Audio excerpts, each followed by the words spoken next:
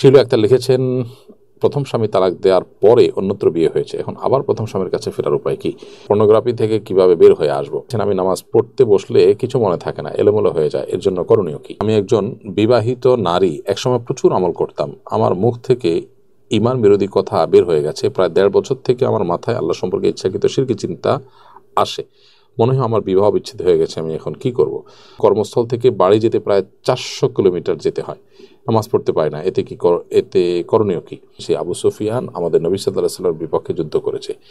আমাকে যদি বিস্তারিত বলতেন, নাম পরিবর্তন করা ঠিক হবে কিনা? আমি নামাজ শুরু করি 2-3 দিন আদায় করার পর আবার বাদ দিয়ে ফেলি, এমন অবস্থায় আমার করণীয় কি? আমার স্ত্রী ছোটবেলায় কিশোরী বয়সে জামাই বউ খেলতে গিয়ে 3 বার কবুল বলে বিয়ে করেছে ছোট বয়সের ছেলে মেয়েদের সামনে, সে বিয়ে কি হয়ে? এরপর এমডি জহুরুল ইসলাম জীবন লিখেছেন, পশ্চিম দিকে পা দিয়ে ঘুমানোর পারে কোনো নিষেধ আছে কিনা, আশা করি উত্তর দিবেন। এমনি মোশাররফ লিখেছেন, মৃত্যুর পর যে মুর্দাকে জায়গায় গোসল করানো হয়, অনেকে দেখি সেই জায়গায় মোমবাতি জ্বালিয়ে রাখে, এটা কতটুকু যায়? খাদিজা আপনি লিখেছেন, আইডি থেকে নিজ ভাইয়ের সামনে মাথার চুল প্রদর্শন করা যাবে কিনা? প্রবাসে হজ করলে কি ফরজ হজ আদায় হবে? প্রথম স্বামীর সাথে আপনার যে বিচ্ছেদ হয়েছে, এই বিচ্ছেদটা যদি শরিয়া দৃষ্টিকোণ থেকে সঠিক এবং যথাযথভাবে বিচ্ছেদ হয়ে থাকে, কারণ আপনি এখানে লিখেছেন প্রথম স্বামী তালাক দেওয়ার পর, প্রথম স্বামী আপনাকে তালাক দিয়েছে, শরিয়া দৃষ্টিকোণ বিচ্ছেদ হয়েছে, এরপর নতুন বিয়ে যদি হয়, তাহলে এখন আবার পূর্বের স্বামী অর্থাৎ প্রথম স্বামীর কাছে ফিরে আসতে শুধু নতুন করে বিবাহ সম্পাদন করতে হবে, ব্যাস। 2 জন সাক্ষীর উপস্থিতিতে বিবাহ সম্পাদন করে আবার আপনারা চাইলে সংসার করতে পারবেন। পর্নোগ্রাফি থেকে কিভাবে বের হয়ে আসবো? পর্নোগ্রাফি থেকে বের হয়ে আসার জন্য স্মার্টফোন সহ যে সমস্ত মাধ্যমে আপনি পর্নোগ্রাফিতে আসক্ত হন, সেগুলো বিক্রি করে আপনি একটা নর্মাল লাইফে চলে আসার চেষ্টা করেন। কিছুকাল যদি এভাবে একটু কষ্ট করে থাকার চেষ্টা করেন, ইনশাল্লাহ আপনার অভ্যাস আশা করা যায় দূর হয়ে যাবে। এবারে বিবাহ শাদী করা, বিবাহিত থাকলে তারপর নির্জনতা অ্যাভয়েড করা, পর্নোগ্রাফির যে ক্ষয়ক্ষতি আছে সেগুলো নিয়ে বিভিন্ন বই পুস্তক আছে, সেগুলো যদি পড়েন, কোর্স করেন, তাহলে আশা করা যায় যে আপনার মধ্যে এই রোগ থেকে বেঁচে থাকার যে তৌফিক, সেটি আল্লাহ তাআলা দান করবেন আপনাকে। সুমা আক্তার আপনি লিখেছেন, আমি নামাজ পড়তে বসলে কিছু মনে থাকে না, এলোমেলো হয়ে যায়, এর জন্য করণীয় কি? বোন সুমা, আপনি নামাজ পড়তে বসলে আপনার নামাজ পড়তে দাঁড়ালে যদি ভুলে যান, তাহলে সেক্ষেত্রে এই ভুলে যাওয়াটা হতে পারে আপনার নামাজের প্রতি মনোযোগ কম থাকবার কারণে, আবার হতে পারে যে এটা আপনার সবসময় সব কিছুতেই হয়, শুধু নামাজ বলে নয়। যদি নামাজে মনোযোগের কারণে এটি হয়ে থাকে, তাহলে নামাজে মনোযোগ সৃষ্টি করার যে উপায়গুলো আছে সেগুলো আপনাকে অবলম্বন করতে হবে। নামাজে কী পড়ছেন এটা বুঝে পড়বেন, একটু সময় নিয়ে নামাজ পড়বেন, ধীরে সুস্থ নামাজ পড়বেন, নামাজে মনোযোগকে নষ্ট করতে পারে সেরকম বিষয়গুলো থেকে দূরে থেকে নামাজ শুরু করবেন, ইত্যাদি ইত্যাদি। আর যদি আপনার এই ভুলে যাওয়াটা এটা আপনার প্রবণতা থাকে, আজকাল অনেক অসুস্থতার কারণে অনেকে এরকম ভুলে যান সব কিছু, তাহলে সেক্ষেত্রে আপনি আপনার জায়গা থেকে সাধ্য অনুযায়ী চেষ্টা করবেন। এরপর আপনি ভুলে গেলে ভুল কী ধরনের হয়েছে, কোন জিনিসটা ভুলে গেছেন, তার উপর নির্ভর করবে আপনার বিধানটা। অতএব যদি রাকাত ভুলে যান, তাহলে সেক্ষেত্রে তার জন্য আলাদা মাসআলা রয়েছে। তাসবিহ যদি ভুলে যান, তাহলে সেটা তো ফরজ ওয়াজিব নয়, অতএব এটা নিয়ে ওয়ারিড হওয়ার কিছু নেই। কোন অংশটা নিয়ে বলছেন সেটার জন্য সংশ্লিষ্ট বিধান প্রযোজ্য হবে। সিফাত জাহান আপনি লিখেছেন, আমি একজন বিবাহিত নারী, একসময় প্রচুর আমল করতাম, আমার মুখ থেকে ইমান বিরোধী কথা বের হয়ে গেছে। প্রায় 1.5 বছর থেকে আমার মাথায় আল্লাহ সম্পর্কে ইচ্ছাকৃত শিরকি চিন্তা আসে। মনে হয় আমার বিবাহ বিচ্ছেদ হয়ে গেছে, আমি এখন কি করব? চিন্তা আসছে মনে, জাস্ট এটুকু যদি হয়, আপনি যদি নিজে সেটার জন্য আলাদা কোনো কসরত না করেন এবং সেটার জন্য আপনার বিশেষ কোনো প্রকার ইচ্ছাকৃতভাবে কোনো বাজে চিন্তা আপনার মধ্যে না আসে, তাহলে সেক্ষেত্রে সেটা আপনার জন্য হারাম, সেটার কারণে আপনার ঈমান নষ্ট হবে না এবং বিবাহ সম্পর্ক নষ্ট হবে না। অনেক সময় এ ধরনের মনের মধ্যে বাজে চিন্তা শয়তান আমাদের মধ্যে প্রবেশ করায়, আমাদের মধ্যে পুশ করে, তো এগুলোর কারণে খুব বেশি অরিড হওয়া, অতিরিক্ত চিন্তা করা এবং নার্ভাস হওয়ার কোনো কারণ নেই। বিষয়গুলোকে শয়তানের হিসাবে দেখতে হবে এবং আল্লাহর কাছে পানা চাইতে হবে। আউযু বিল্লাহি মিনাশ শাইতানির রাজিম বেশি পাঠ করবেন এবং আউযু বিকালিমাতিল্লাহি তাম্মাতি মিন শাররি মা খালাক বেশি করে পাঠ করবেন, ইনশাআল্লাহ আল্লাহ তাআলা হেফাজতে রাখবেন। এমডি আলমগীর হোসেন আপনি লিখেছেন, কর্মস্থল থেকে বাড়ি যেতে প্রায় 400 কিলোমিটার যেতে হয়, নামাজ পড়তে পারি না, এতে করণীয় কি? কর্মস্থল থেকে বাড়িতে যদি আপনার 400 কিলোমিটার যেতে হয় তাহলে সেক্ষেত্রে যাবেন, কিন্তু পথে আপনাকে সময়মতো নামাজ পড়তে হবে। যদি এমন কোনো জায়গা থাকেন যেখান থেকে আসলে আপনার যাতায়াতের কারণে নামাজ পড়তে না পারেন, নামাজে ব্যাঘাত সৃষ্টি হয়, তাহলে সেক্ষেত্রে সেখানে যাওয়া বা থাকা, সেখানে চাকরি করা, এই জিনিসটি আপনার জন্য জায়েজ নয়। আমরা অনেক মুসলমান আছি যারা আসলে এই বিষয়গুলোকে একেবারে একেবারে গুরুত্বহীনভাবে দেখি এবং এই বিষয়গুলোতে আমরা যথেষ্ট অবহেলা করি। নামাজ একজন মুসলমানের কাছে এতটা গুরুত্বপূর্ণ যে তার নামাজ নষ্ট হলে সেই চাকরি তিনি করবেন না, যে চাকরি করতে গিয়ে নামাজ নষ্ট হয়। আপনার প্ল্যান সেভাবে করতে হবে যে আপনার নামাজটা ঠিক রেখে আপনি করতে পারেন, তাহলে সেক্ষেত্রে সেটা আপনার জন্য জায়েজ হবে। সেই আবু সুফিয়ান আমাদের নবী সাল্লাল্লাহু আলাইহি ওয়াসাল্লামের বিপক্ষে যুদ্ধ করেছে। আমাকে যদি বিস্তারিত বলতেন নাম পরিবর্তন করা ঠিক হবে কিনা। না ভাই আবু সুফিয়ান, আপনার নাম পরিবর্তন করার কোনো প্রয়োজন দেখছি না। আবু সুফিয়ান মানে সুফিয়ানের বাবা, এই নামের ভিতরে কোনো ক্ষতিকর কিছু নেই।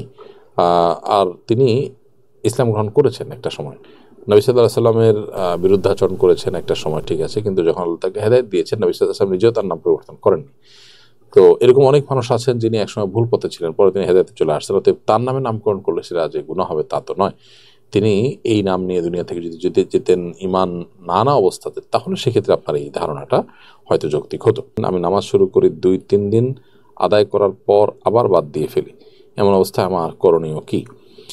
ভাই শহীদুল ইসলাম সোহান, আপনি যে নামাজ শুরু করেছেন এখানে 2-3 দিন আদায় করার পর আপনার মধ্যে নামাজ বাদ দেওয়ার যে একটা প্রবণতা আছে, সেই প্রবণতাটা দূর করবার জন্য শরিয়ার নামাজের ব্যাপারে শরিয়া যে গুরুত্ব আরোপ করেছে, ইসলামের নামাজের যে গুরুত্ব রয়েছে, সেটাকে আপনি ভালো করে জানার চেষ্টা করুন। সে সম্পর্কে বই পুস্তক, সে সম্পর্কে আপনি আর্টিকেল পড়া, সে সম্পর্কে বিভিন্ন লেকচার শোনা, এই কাজটা আপনি করুন। ইনশাআল্লাহ আশা করা যায় যে আপনার নামাজের মধ্যে নামাজ নিয়ে যে গাফিলতি আছে সেই গাফিলতিটা কেটে যাবে ইনশাআল্লাহ তাআলা।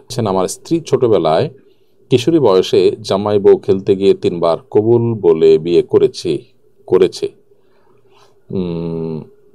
ছোট বয়সের ছেলে মেয়েদের সামনে। সে বিয়ে কি হয়েছে? না, সে বিয়ে হয়নি। কারণ হলো 2জন সাক্ষীর উপস্থিতিতে আপনার প্রস্তাব এবং সম্মতি থাকতে হয়। আর ছোট বাচ্চারা তাদের নিজেদের বিয়ে শাদী দিলে সেটা শরিয়া দৃষ্টিকোণ থেকে বিয়ে শাদী হিসেবে গণ্য হয় না। এখানে অভিভাবকদের ইনভলভেশন থাকলে শর্ত সাপেক্ষে সেটি বিবাহ হিসেবে গণ্য হতে পারে শরিয়া দৃষ্টিকোণ থেকে। এরপর এমডি জহুরুল ইসলাম জীবন লিখেছেন, পশ্চিম দিকে পা দিয়ে ঘুমানোর পরে কোনো নিষেধ আছে কিনা আশা করি উত্তর দিবেন। বাহ্যিকভাবে তো কোনো হাদিসে বা কোনো কোরআনে কোথাও নিষেধ নেই, কিন্তু অনেক কোনো আমাকে ওটাকে আদবের খেলাপ মনে করেন, জন্য অ্যাভয়েড করতে পারলে ভালো। এমনি মোশাররফ লিখেছেন, মৃত্যুর পর যে মুর্দাকে জায়গায় গোসল করানো হয়, অনেকে দেখি সেই জায়গায় মোমবাতি জ্বালিয়ে রাখে, এটা কতটুকু জায়েজ? সম্পূর্ণ ভুল এবং কুসংস্কার জন্য একটি কাজ। মনে করা হয় যে মুর্দাকে যেখানে গোসল করা হয় সেখানে তার আত্মা ফিরে আসে, সেজন্য সেখানে মোমবাতি জ্বালানো হয়, এটা ভুলভাল কাজ। এরকম কোনো বিশ্বাস স্থাপন করাও ধারণ করাও জায়েজ নেই আমাদের জন্য। খাদিজা, আপনি লিখেছেন আইডি থেকে, নিজ ভাইয়ের সামনে মাথার চুল প্রদর্শন করা যাবে কিনা? আপনার আপন ভাইয়ের সামনে যদি আপনি মাথার চুল প্রদর্শন করেন অসুবিধা নেই, সেটা পর্দার খেলাফ হবে না। 1 মাস রোজা রাখবো বলে মানত করেছি, এখন তা কি এক নাগাড়ে রাখতে হবে নাকি মাঝখানে গ্যাপ দিয়ে 30 দিনে রাখলেই হবে? ভাই লাবিব, 1 মাসের রোজা রাখার যদি মানত করে থাকেন তাহলে সে 1 মাসই লাগাতার আপনাকে রোজা রাখতে হবে। মাঝখানে গ্যাপ দিলে তার সে মানত পুরা হবে না। মেসে থাকি, আমার রুমমেট বাসায় যাওয়াতে একা থাকি, রাতের বেলা ভয়ঙ্কর স্বপ্ন দেখি, এক্ষেত্রে আমার করণীয় কি? অনেক সময় একাকী থাকলে দুষ্ট জিনের উপদ্রব থাকে নানাভাবে, তো এটার জন্য সকাল সন্ধ্যা দোয়াগুলো পড়বেন। শোয়ার সময় 3 কুল পড়ে হাতে ফু দিয়ে পুরো শরীর মুছে, তারপরে আয়াতুল কুরসি পড়ে অন্যান্য মাসনুন যে আমলগুলো আছে সেগুলো করে তারপর ঘুমোতে যাবেন। এর মাধ্যমে আশা করা যায় আল্লাহ তাআলা আপনাকে হেফাজতে রাখবেন। প্রবাসে হজ করলে কি ফরজ হজ আদায় হবে? হ্যাঁ, অবশ্যই। আমাদের অনেকে মনে করেন যে সৌদি আরবে গিয়ে বা মিডল ইস্টে গিয়ে হজ করলে তার মধ্যে ফরজ হজ আদায় হবে না। মূলত এরকম কোনো কথা নেই, বরং সেখানে গিয়ে হজ করলেও সেই হজ আদায় হবে ইনশাআল্লাহ তাআলা। বোন যদি তার ভাগের সম্পত্তি তার 3 ভাইয়ের যে কোনো এক ভাইকে দিয়ে দেয়, এতে কি গুনাহ হবে? না, কোনো বোন যদি তার ভাগের সম্পত্তি 3 ভাইয়ের কোনো এক ভাই দান করে দিতে চান, এটা একান্ত তার ব্যাপার। কাস্টমস অথবা ট্যাক্সের চাকরি করা কি জায়েজ হবে? আপনি কোথায় চাকরি করছেন, কি চাকরি করছেন, তার চেয়ে গুরুত্বপূর্ণ বিষয় আপনি কি কাজ করছেন, কাজটা হালাল কিনা। যদি হালাল কোনো কাজ করেন, বৈধ কোনো কাজ করেন, নাজায়েজ বা গুনাহের কোনো কাজ না করেন, অন্যায় কোনো কাজ না করেন, তাহলে সেটা জায়েজ আছে। মুশফিকুর রহমান সাজ্জাদ লিখেছেন, মেসওয়াক ব্যবহারের সঠিক নিয়ম কি? মেসওয়াক আপনি ডান হাতে ধরে ডান দিকে আগে, এরপরে বাম দিকে আপনি ঘষবেন। ঘষার ক্ষেত্রে উপর নিচ বা পাশাপাশি 2 রকমই ঘষার সুযোগ রয়েছে।